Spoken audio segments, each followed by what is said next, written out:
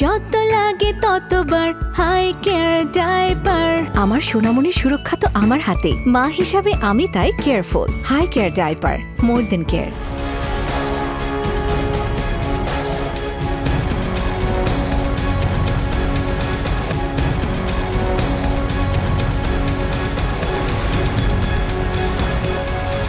এটি নিউজের নিয়মিত আয়োজন হাই কেয়ার ডাইপার নিবেদিত আমাদের কথার আজকের পর্বে স্বাগত জানাচ্ছি আমি রবিউল ইসলাম রবি।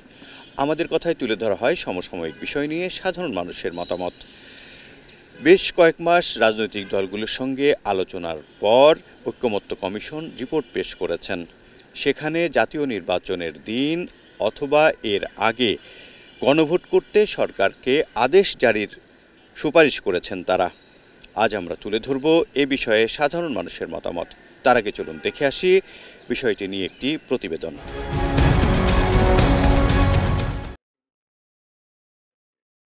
জুলাই জাতীয় সনদ বাস্তবায়নের সুপারিশ প্রধান উপদেষ্টার হাতে তুলে দিতে মঙ্গলবার দুপুরে ডক্টর আলী রিয়াজের নেতৃত্বে জাতীয় ঐকমত্য কমিশনের সদস্যরা রাষ্ট্রীয় অতিথি ভবন যমুনায় যান।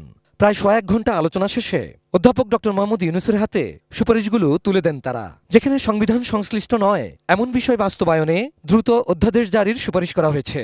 এছাড়া বাস্তবায়নযোগ্য বিষয়গুলো অফিস আদেশের মাধ্যমে করার কথা বলা হয়। ঐকমত্য কমিশনের সঙ্গে অংশগ্রহণকারী রাজনৈতিক দলগুলোর মধ্যে কোনো রকম ভিন্ন মত নেই। এরপর ফরেন সার্ভিস একাডেমিতে সংবাদ সম্মেলনে অধ্যাপক আলী রিয়াজ জুলাই সনদ ও সংবিধান সংস্কার বিষয়ে আইনি ভিত্তি দেওয়ার বিষয় তুলে ধরেন। সংবিধান সংশ্লিষ্ট ৪৮টি বিষয়ের ব্যাপারে আমরা সরকারকে পরামর্শ দিয়ে বলেছি যেন অবিলম্বে একটি আদেশ জারি করে। সরকারের এই আদেশে অধীনে সরকার একটি গণভোটের আয়োজন করবেন। জনগণের রায় পেলে সংসদ প্রতিষ্ঠার ৪৫ দিনের মধ্যে ভোটের সংখ্যা অনুপাতে ১০০ সদস্যের উচ্চকক্ষ গঠনেরও সুপারিশ করা হয়েছে।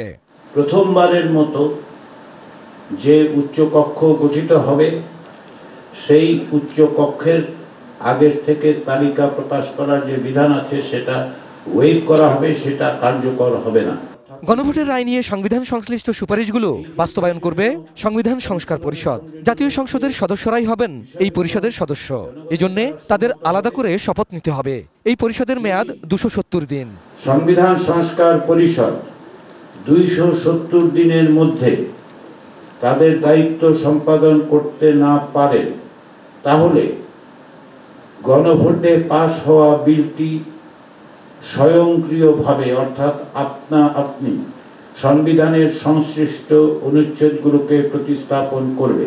নোট অফ ডিসেন্ট প্রশ্নে সরাসরি কোনো জবাব না মিললেও শিগগিরই এনসিপি জুলাই সনদে স্বাক্ষর করবে আশাবাদ জাতীয় ঐকমত্য কমিশনের।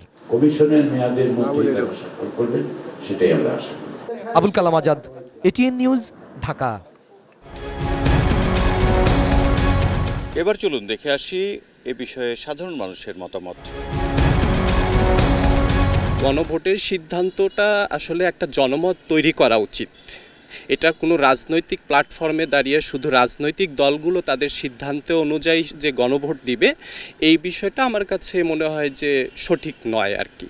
এজন্য আমার কাছে মনে হয় তার আগে একটা জনমত তৈরি করা উচিত। জনগণ কি চায় তাদের মতামতের ভিত্তিতে গণভোটের বিষয়টি আগে হবে কি নির্বাচনের পরে হবে এই বিষয়টা আসতে পারে। ডিসেম্বরের ১৫ পর্যন্ত দেখা যাচ্ছে বিভিন্ন প্রতিষ্ঠানে শিক্ষা প্রতিষ্ঠানে পরীক্ষা থাকবে, ওই সময়টা বাদ দিয়ে পরে করলেই যাতে কোনো অসুবিধা সৃষ্টি না হয় দেশে। বিভিন্ন ধরনের দেখা যাচ্ছে গণভোট হইলে তো অরাজনৈতিক সমস্যা সৃষ্টি হবে দেশে, সেগুলো না হয় এই জন্য বাচ্চাদের পরীক্ষা হয়ে গেলে স্টুডেন্ট যারা আছে তারপরে যদি গণভোট আয়োজন করে সেটাই মনে হয় ভালো হয়।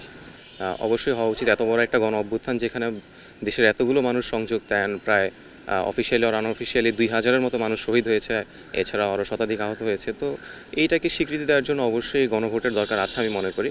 এখন নির্বাচনের আগে, জাতীয় নির্বাচনের আগে এটা কতটুকু ফিজিবল আমি সেটা জানি না, হয়তো আর আগে করলে ভালো হতো, বাট এখনও করবে কিনা সেটা রাজনৈতিক দলগুলোর উপরে ডিপেন্ড করছে। তারা কতটুকু ফিজিবল মনে করছে সেটা তাদের একটা ঐকমত্যে এসে তারপর তারা ডিসিশন নেবে। I hope. তো জনগণ রাজনৈতিক দলের চাহিদা সেই হিসাবে আমি মনে করি নির্বাচনের দিনে হওয়া উচিত। তাহলে একই খরচে একই সেট আপে সব কিছু হয়ে যায়। এদেশে গণভোট বিভিন্ন এজেন্ডার তো ঠিক নেই, মানে শেষ নেই, সবাই সবার দাবি। এখন পার্লামেন্টই সংসদ গঠন করেই তারা বুঝবে যে কোনো গণভোট দিতে হবে না দিতে হবে, জনগণ তখন মিছিল করবে বা দাবি করবে, সেটা পার্লামেন্ট সরকার করবে। বাট এই অনির্বাচিত সরকার এগুলার কোনো মানি নেই, যুক্তি নেই, এটা আমরা বিশ্বাসী না। কারণ এগুলো আরেকটা পায় তারা, নির্বাচন বিলম্বিত হওয়ার একটা সুযোগ সন্ধানী খুঁজতেছে তারা। এটা আসলে আমরা মনে করি না। আমরা মনে করি দ্রুত নির্বাচন হোক, ঝামেলা শেষ হোক। জাতীয় সংসদ নির্বাচনের আগে অথবা নির্বাচনের দিন গণভোট আয়োজনের জন্য সরকারকে আদেশ জারির সুপারিশ পাঠিয়েছে ঐক্যমত্য কমিশন। এ বিষয়ে জানব সাধারণ মানুষের কথা। দর্শক, আমি মাজহারুল ইসলাম মাসুম আপনাদেরকে গাজীপুরে নিয়ে যাচ্ছি সাধারণ মানুষের কাছে। জাতীয় নির্বাচনের আগে যদি এটা গণভোট হয় তাহলে ভালো হয়। বিগত 17 বছরে আমরা ঠিকমতো তো ভোট পাই নাই বা ভোট দিতে পারি নাই, আর জনমত জরিপেও ভোটটা হয় নাই। এখন যদি ভোট হয় তাহলে ভালো হয়। যে জাতীয় নির্বাচনের আগে গণভোটটা হোক এবং জনগণের রায়ের প্রতিশ্রুতি, যে জনগণের ওরা যেই প্রতিশ্রুতি দিয়ে 5 তারিখের পরে ক্ষমতায় আসছে, ওইটা যেন বাংলাদেশের জনগণ দেখতে পারে। জাতীয় নির্বাচনের সময়ই এই ভোটটা একসাথে নিলেই ভালো হয়। কারণ হলো এটার একটা ব্যয় আছে।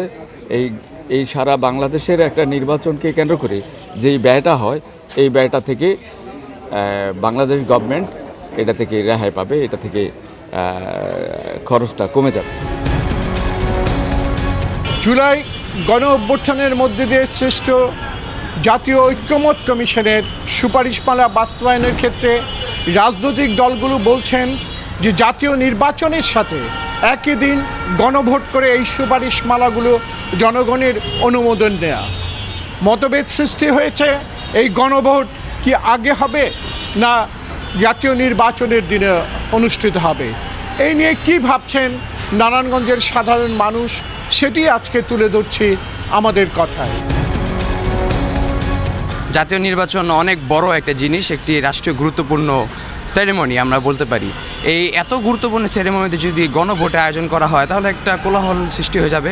কোথায় যে আমাদের আইন শৃঙ্খলা বাহিনী যেমন পুলিশ, র্যাব, বিজিবি, ওরা সারাদিন ব্যস্ত থাকবে, একটা বিশৃঙ্খলা সৃষ্টি হবে। তাই মনে করি সেটি সম্ভব নয়। সেই দিনে যদি গণভোট এবং নির্বাচন হয় তাহলে বিশৃঙ্খলার সৃষ্টি হবে। দেশে বিভিন্ন জায়গায় সন্ত্রাস, রাহাজানি বা বিভিন্ন জায়গায় একটা অস্বস্তিকর পরিবেশ সৃষ্টি হবে। আমি মনে করি যে সংবিধান সম্মত যেটা হয়, দেশের জন্য যেটা ভালো হবে, ওইটাই আমি মনে করি যে আমার আশাবাদী।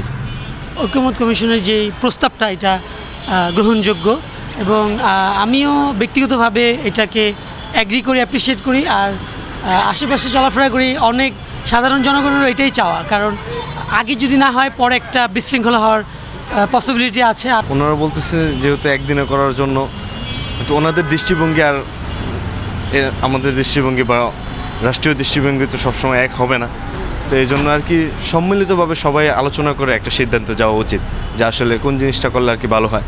তারা তাদের দিকটা দেখবে, যে আসলে তারাও তাদের যে মতগুলো আছে সেগুলো পোষণ করবে। তারপরে অন্য যেই রাষ্ট্রীয় যেই মতামতগুলো আছে সেগুলো আর কি একসাথে কথাবার্তা হওয়ার পরে তারপরে একটা ডিসিশন নেবে যে আসলে কী করা উচিত।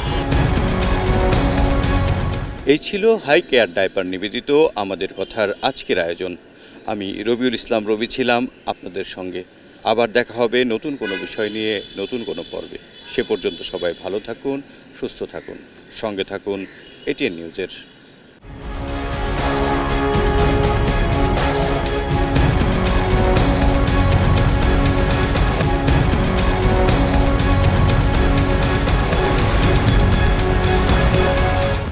আমাদের কথা সৌজন্যে hi care baby pant diaper. যত লাগে ততবার হাই কেয়ার ডায়পার। আমার সোনামণির সুরক্ষা তো আমার হাতে, মা হিসাবে আমি তাই কেয়ারফুল। হাই কেয়ার ডায়পার, মোর দেন কেয়ার।